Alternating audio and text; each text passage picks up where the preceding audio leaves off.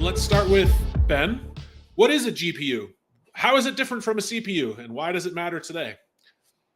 Yeah, good question to start with. So GPU, graphics processing unit, versus CPU, central processing unit. I guess the main distinction and nuance that I'd kind of like carve in between them is just kind of like the nature of the way that computations occur, right? So CPUs are exceptional for kind of like minimizing the time for single operations, right? So OS level operations, but mainly sequential operations. So things one by one and doing it very, very quickly. I think the reason why GPUs are being so kind of like there's so much excitement around them recently is due to the parallelized nature of the computations.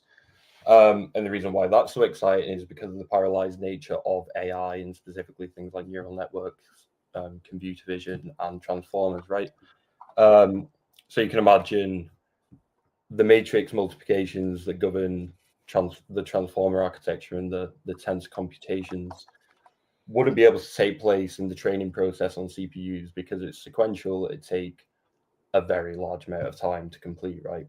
The reason why GPUs took off so much recently is because of this parallelized nature of matrix multiplications that can occur not just in model training, but during the inference process, right?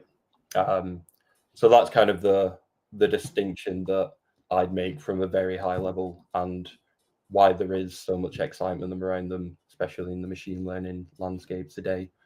Yeah, that's pretty much what I'd say from a high level. Don't know about you, Kunal.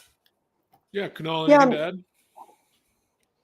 Yeah, I mean, think of like, I don't know, a kitchen, for example. You just have, if there's just one chef cooking, and they're very good at cooking, I don't know, chicken tikka masala.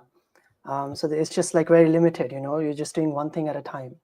GPU is like a kitchen is full of chefs, and every chef is preparing some dish. So like Ben mentioned, parallel processing.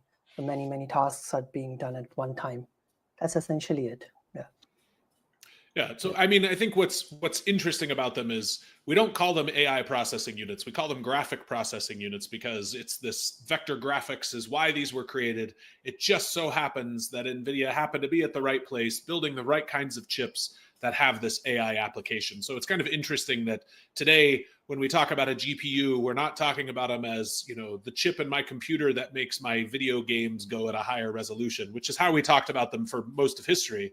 But now, you know, it's really this chip that enables AI to do what we need AI to do. And I think that's really interesting.